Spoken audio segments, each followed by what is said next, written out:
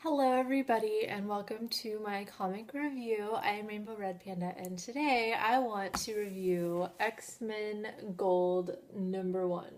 This issue marks the 50th anniversary of X-Men and I got it yesterday. I was super excited about it. It's really thick. It is a $5.99 comic, but it's super thick. I wasn't really sure what to expect from it. And opening it up, there's this big letter from the editor of, the entire comic explaining sort of, why he likes X-Men, like his first memory of the X-Men, and then sort of what to expect in the comic. And I was definitely not disappointed. I thought this is the perfect comic for anybody who doesn't necessarily even read comics anymore. Like, if you grew up with the X-Men, if you're a fan of like old vintage X-Men stuff, if you've just heard of the X-Men and don't really know a lot, I think this is the perfect comic for you. You can pick it up, you know what's going on. In the letter he explains it very well, so you know what's gonna be happening. There's like a thing that tells you like all the characters that are going to be in the comic in case you just don't know. It has their name plus any alter egos, and I don't know, I just thought it was perfect. And it features, since it's the 50th anniversary, it features stories by pretty much everyone who's ever written for X-Men. There is Lynn Wein, there's Chris Claremont, there's Roy Thomas, and then there is Stan Lee. So there's a Stan Lee story in this, and it's awesome. It just sort of depicts various stories from the past X-Men. Xavier's still alive. They all sort of get along. It's nice to actually read an X-Men comic where the X-Men are not battling each other.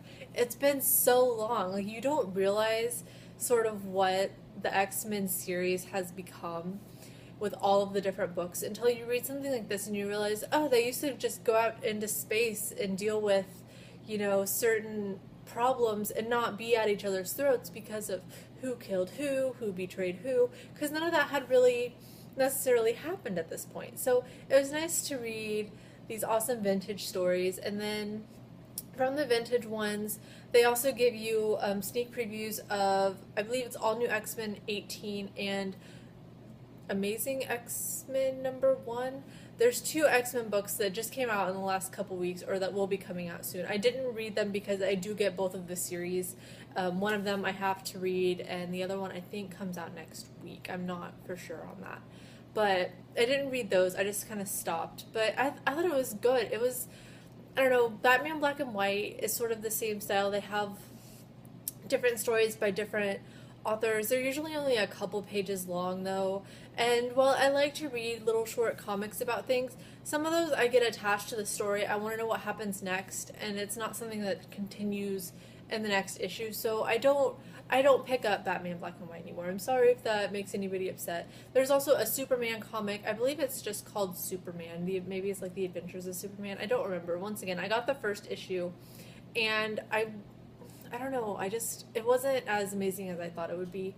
But this one, like, if they put out a monthly X-Men comic like this, I would buy it, I think, every single month. Because the stories, some of them are short. Like, the story that Stan Lee did is kind of short, but it's fun. And to be able to just read something, a Stan Lee story in a comic is not something that, is around very much anymore.